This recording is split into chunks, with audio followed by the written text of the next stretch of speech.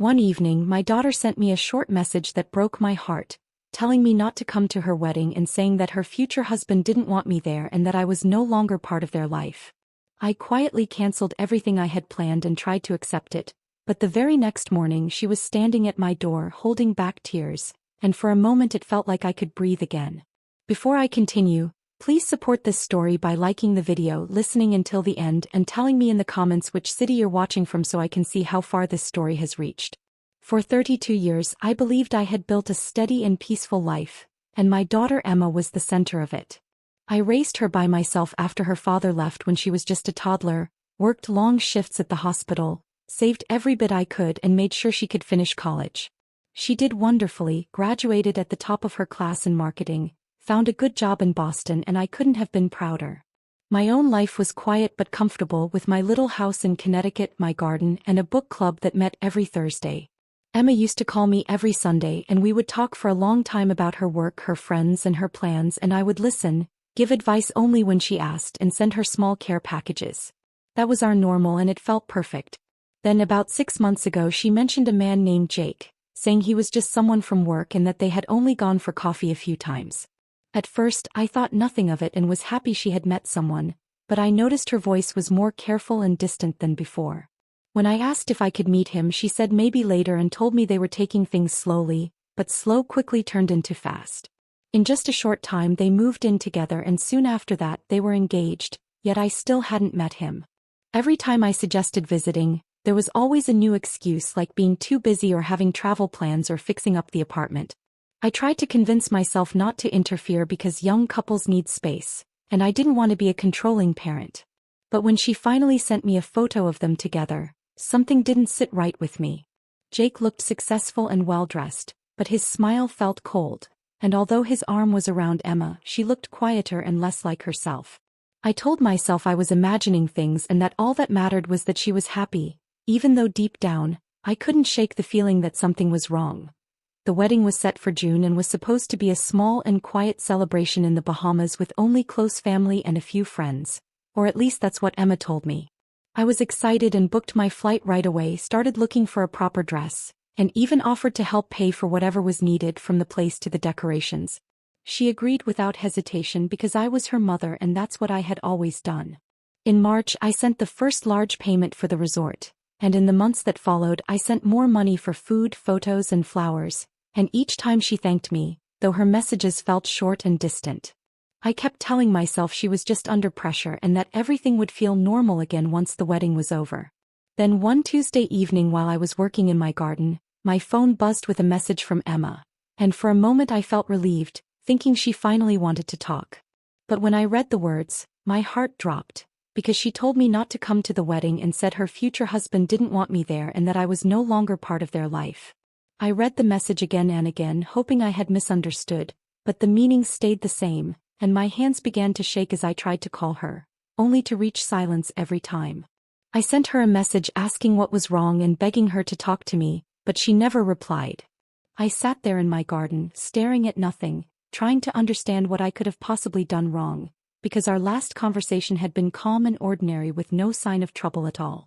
That's when it finally hit me that this might not be about me but about him, because ever since Jake had come into her life, she had slowly grown more distant and cold. The shock started turning into a heavy, painful realization, and with unsteady hands I opened my bank app and saw all the payments sitting there, the full amount I had sent over time, the money I had saved for years, and in that moment, it felt like I had lost much more than just money. That money was supposed to be part of her happy day, yet she had taken it while planning to push me out of her life, and once I realized that, I didn't pause for even a second. I went into my bank app and canceled every single payment, and with each confirmation it felt like I was finally standing up for myself. If I was being treated like I didn't matter, then I wasn't going to keep paying like I did. I put my phone away and tried to rest, but sleep never came, and I spent the night staring at the ceiling while years of memories kept replaying in my head, from the day Emma learned to walk to her first day at school, to the night I sat beside her in the hospital holding her hand and promising her everything would be fine. By early morning I was sitting at the kitchen table with a pen and paper because I needed to see the truth in front of me. It wasn't only about the wedding money, even though that alone had taken years of hard work and missed chances to save. I started writing everything down: what I had paid for her education, her car, her first home, her health care, and all the countless gifts and small things no one ever keeps track of. And when I added it all up, the total was shocking, but even that number was nothing compared to the love and time I had given her. I had been there for every important moment, even when I was tired and worried about money, and now all I had to show for it was a cold message telling me I didn't belong at her wedding. The pain of that thought sat heavy in my chest, but as the sky began to lighten, something inside me changed. I decided I wasn't going to sit quietly and let them treat me this way, and I wasn't going to drown in sadness either. They had made their choice, and now they would have to face what came with it. So I started gathering proof, saving her message, our older conversations from before everything changed, and the records of every payment I had sent, because I knew this story wasn't over yet. I opened a new folder on my computer and named it something simple so I could keep everything in one place, because no matter what happened next, I wanted proof. Then I started thinking about my own safety and went over my finances, and that's when I remembered my will, which still left everything I owned to Emma, including my house and savings, and I knew that had to be changed, so I wrote a reminder to call my lawyer first thing Monday. After that, I turned my attention to the real problem because I was certain this all started with Jake and I wanted to know who he really was. I searched his name online and found a very polished profile that made him look successful and important. But the more I looked, the more something didn't feel right, because every picture showed him in expensive places, wearing costly clothes and living a lifestyle that seemed too big for someone his age. I couldn't help wondering if he was truly wealthy or just pretending, and if he was pretending, whether he was trying to push Emma away from anyone who might question him. By the time the sun came up, my kitchen was filled with warm light, my table was covered in notes, and even though I was tired, my mind felt strangely focused. That's when I heard a car stop outside and saw Emma walking up to my door, looking worn out and like she'd been crying for hours. When she knocked, I didn't rush to open it because part of me still wanted to hold her and make everything better, but another part of me had grown stronger overnight and needed answers. When I finally opened the door, she immediately demanded to know what I had done, and I stood there calmly while she explained that all the wedding vendors had called because the payments were gone and the wedding was only weeks away. That told me everything I needed to know about why she had come. I reminded her that she had told me not to come and had called me a stranger, and that strangers don't pay for weddings. She tried to say she hadn't meant it and blamed a fight and her emotions, but when I asked if Jake had told her to send that message, her hesitation gave her away. She then tried to turn it around and accused me of trying to control her with money, and as she stood there saying that, I realized just how far someone else's influence had already pushed her from me. She accused me of always using money to control her, saying that whenever she didn't do exactly what I wanted, I would threaten to cut her off, and that claim hurt more than I expected. I calmly asked her to name even one time I had ever done that, and she couldn't because it had never happened.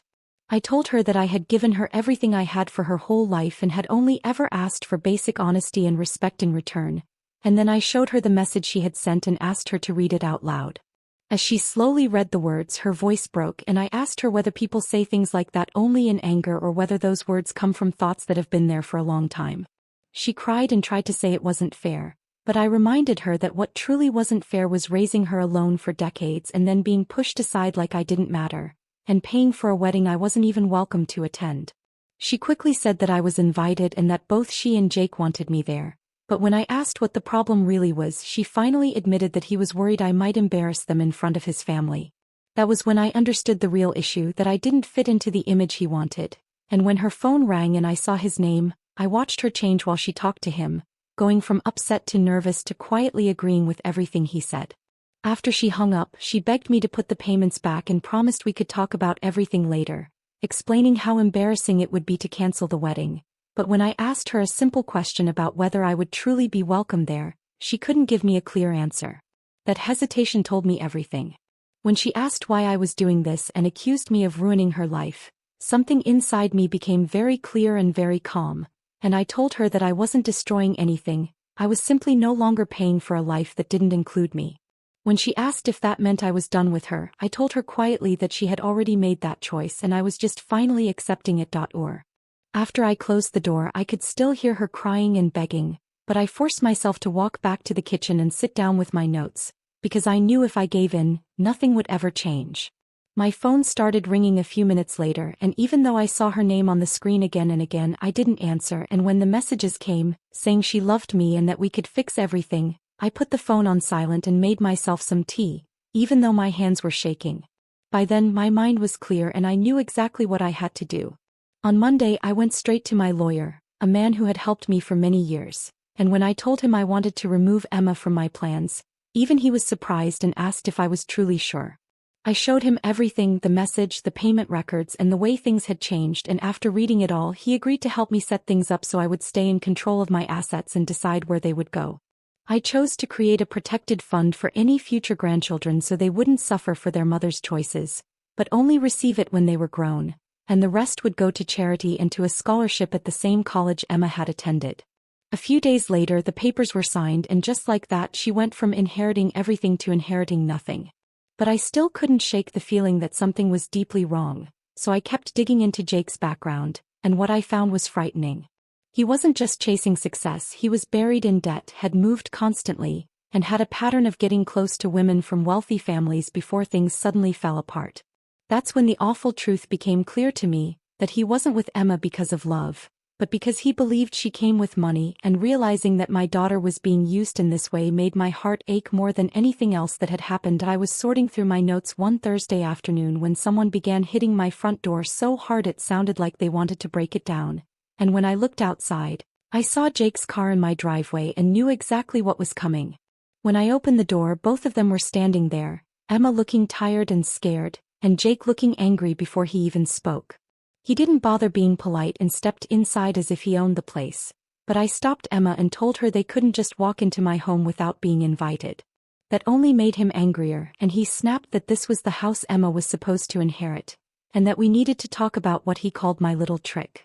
He moved closer, trying to scare me with his size, and accused me of ruining my daughter's life because I couldn't stand to see her happy, but I stayed calm and told him I had a different idea, that he wasn't here out of love at all, but because he thought Emma was an easy target. I told him I had looked into his past and found a trail of unpaid bills, sudden moves and broken promises, and that he didn't care about Emma, only about what he hoped to get from her.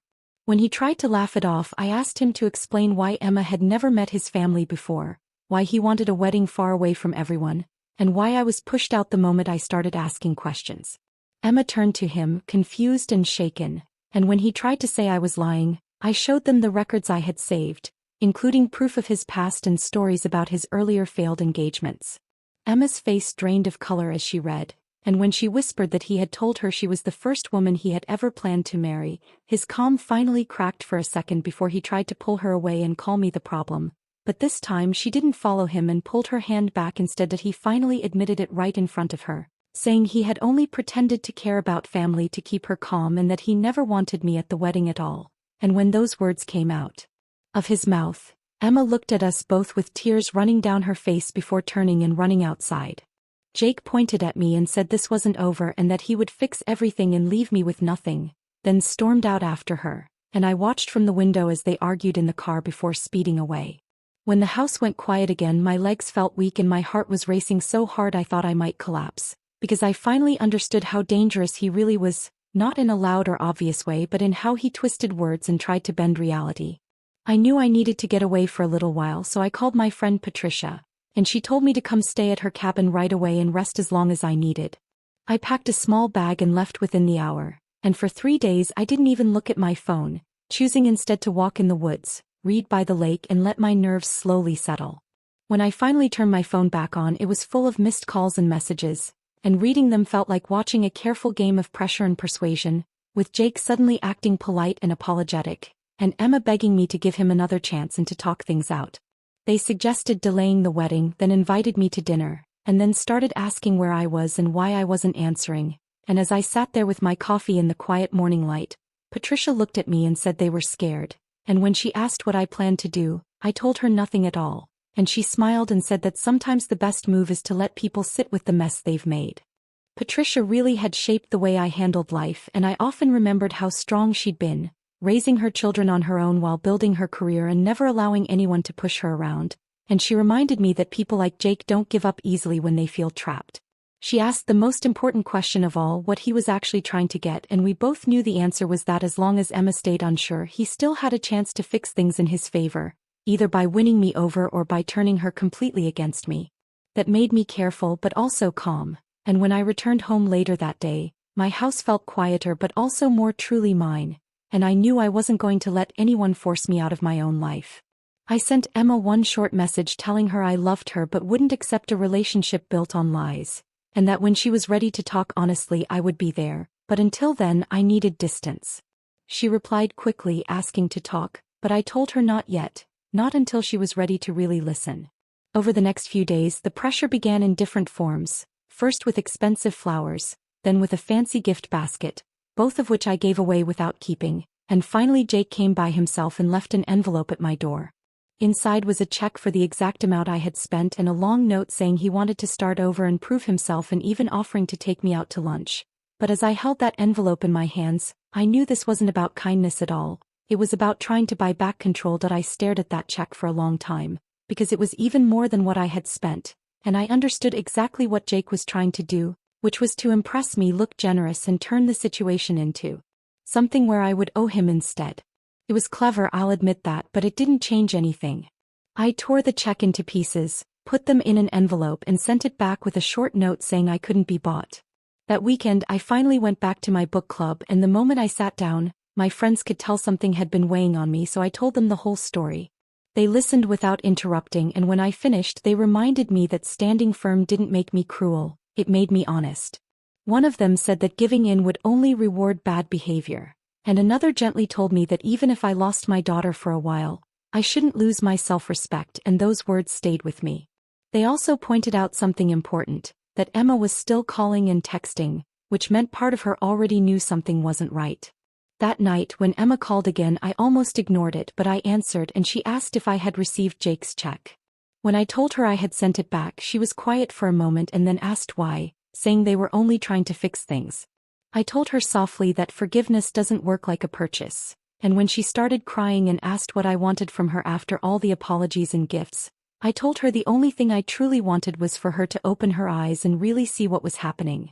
When I told her I wanted her to see who he really was and what he was doing to both of us, she only said that he loved her, and when I asked whether he loved her or what he thought she represented, she hung up, leaving me alone in the dark wondering if I would ever truly get my daughter back. A few weeks later, on a quiet Sunday morning, they came together while I was in my garden, and this time it was Emma's small car, not his fancy one, and I noticed right away how carefully they were both dressed, as if they were stepping into a scene they had rehearsed.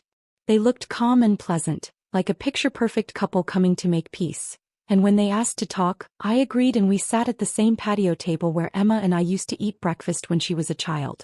Jake placed himself at the head of the table and began speaking in a careful, thoughtful way, saying he had spent a lot of time thinking and that I had been right to question him, and then he admitted that he hadn't been fully honest about his past, about his money troubles or his earlier broken engagements. He claimed those relationships failed because the families tried to control everything, and that he had wrongly assumed I would do the same, and he said he was only trying to protect Emma from a problem that didn't even exist. He even explained that his debt came from a failed business attempt and that he was slowly paying it off, and as he spoke, Emma watched him with clear hope, wanting so badly to believe every word. When I asked him directly if he was marrying her for money, he looked genuinely confused and said she didn't have any, and that they were just two normal people building a life together, and that was the moment I calmly pointed out that he had assumed she would inherit something from me, and although he tried to deny it, the brief change in his expression told me more than his words ever could. He said he had spoken in anger and hadn't meant his words, just like Emma now said she hadn't meant hers, and when I pointed out how familiar that excuse sounded, I told them I already knew how this conversation was supposed to end, with apologies, promises and hugs, and then sooner or later, a careful request for the wedding money to come back. Emma turned red and insisted it wasn't about that and that she only wanted to fix our relationship, but I told her gently that money was exactly what had brought them here. At that, Jake finally dropped the friendly act and accused me of trying to control everyone with my finances, and when I told him I was simply choosing what to do with my own money, he became openly angry and said I was selfish and cold. He stood up and began listing everything Emma had done to please me, saying she had apologized and begged while I sat there acting like I was above everyone else. And then he went even further and said I was just a lonely woman who couldn't stand that her daughter had built a life without her. When I told him to leave my house, he mocked the place and said no wonder Emma wanted to get away, and that was when I asked her to choose not tomorrow or someday but right then and there. She cried and looked at both of us, and then she walked over and stood beside him, telling me she loved me but that I was impossible and that nothing was ever good enough for me.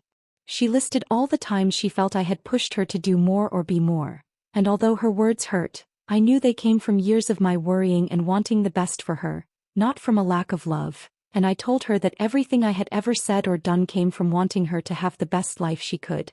She told me that I didn't want her to be happy in her own way, that I only wanted her to live the life I thought was best, and Jake put his arm around her and said it was time for them to leave and make their own choice. As they walked away, he turned back with a cold smile and said the wedding was still happening because they had found another way to pay for it, and added that his family was more supportive than I had ever been and that their future children would never even know me.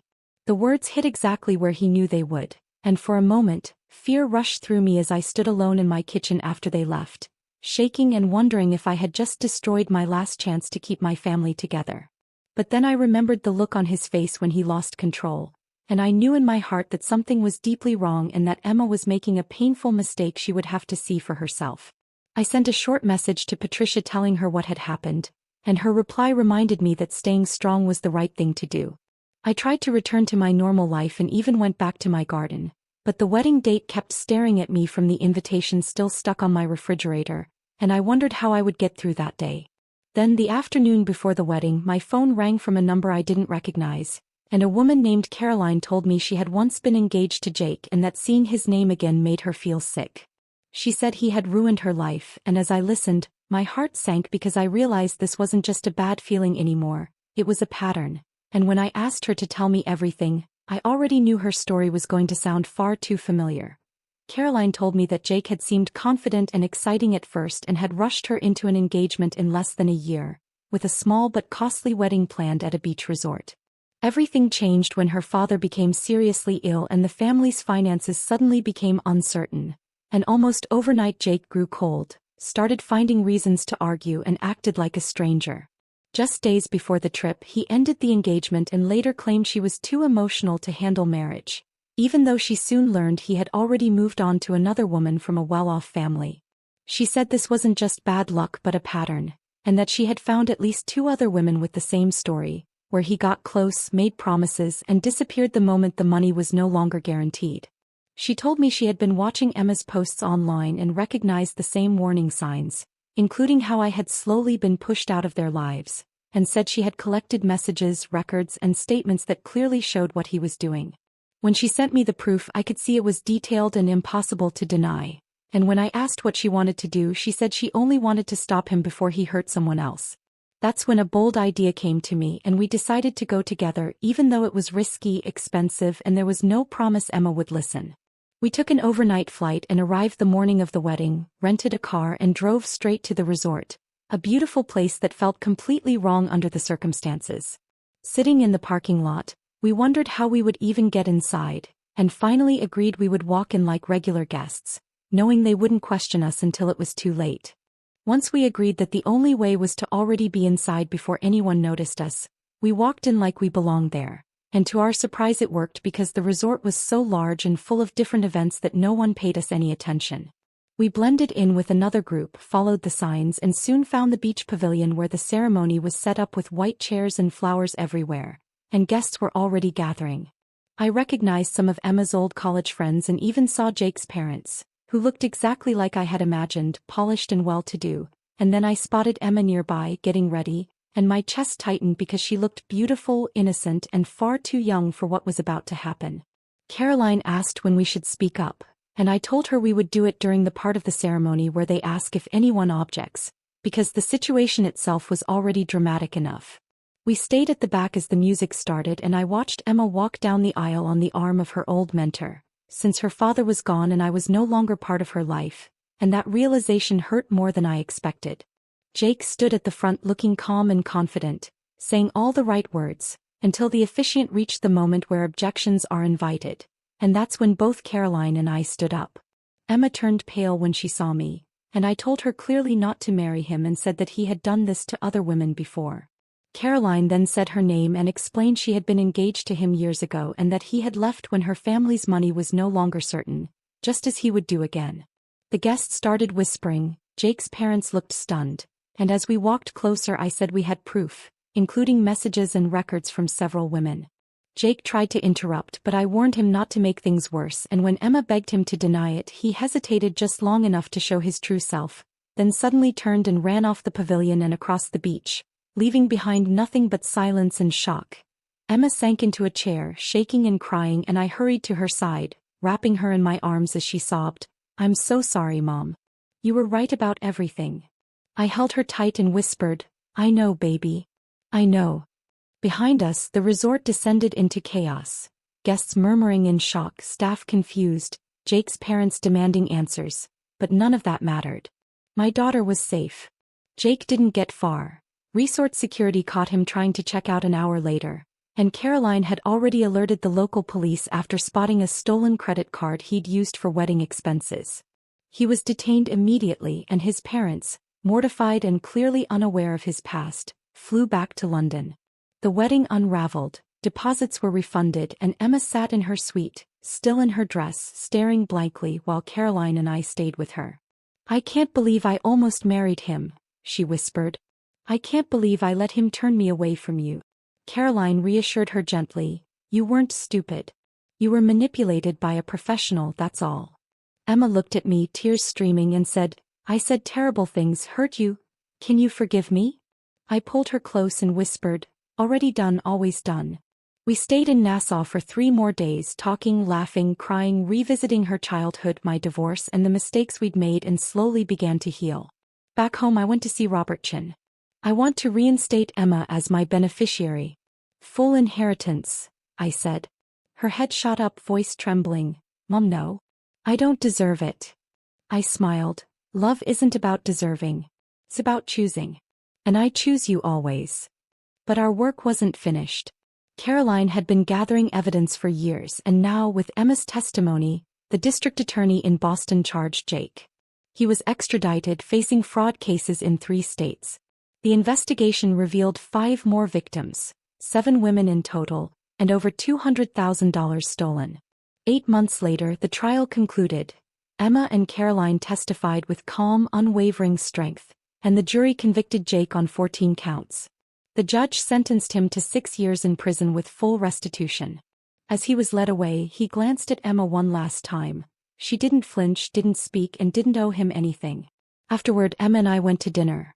Wine, steaks, dessert, and for the first time in months she smiled genuinely. "I can't believe it's over," she said. I asked how she felt. "Free," she said simply, and I knew that despite everything, we were finally safe, and our bond had never been stronger. I raised my glass with Emma. "To fresh starts," she said. "To truth," I added. "To family." We drank, and the wine tasted like victory. Later that week, Caroline called with news. Jake's parents wanted to help with restitution and were setting up a foundation for victims of romantic fraud, asking if I wanted to be involved. I thought about it and said yes. Turning this nightmare into something meaningful felt right. That night, I updated my will one last time. Everything went to Emma, with a scholarship fund for single mothers pursuing nursing degrees, women like I had been. Robert approved the documents, and I felt a deep sense of purpose. The war was over. We had won, not just won but prevailed. 2 years later, life looked entirely different. Emma moved back to Connecticut, bought a condo nearby, and we had dinner twice a week. She switched careers to train teenage girls to recognize manipulation and shared how much she wished someone had guided her when she was younger. Our relationship grew stronger than ever. Equal partners, mother and daughter, independent yet deeply connected. My scholarship fund awarded its first recipients, and I began dating David, a retired teacher, exploring museums, concerts, and Napa Valley. Life became joyful and peaceful. Meanwhile, Jake's life unraveled. Prison was harsh. Additional charges extended his sentence, and his parents disowned him. His reputation was ruined, and every attempt to rebuild, work, relationships, even a memoir, failed. Caroline uncovered 12 victims in total, and justice had finally caught up with him. Emma started dating Marcus, a kind and transparent man, and I saw my daughter thrive, happy and free. Looking back, I realized that love without boundaries isn't love. It's enabling. Protecting someone from consequences doesn't help them grow. Sometimes the most loving act is to stand firm, even when it breaks your heart. Emma learned that charm isn't character, that isolation is a red flag, not romance. And I learned that when someone toxic tries to pull your loved one away, you don't back down. You speak the truth and hold the line. Standing up for ourselves isn't selfish, it's survival.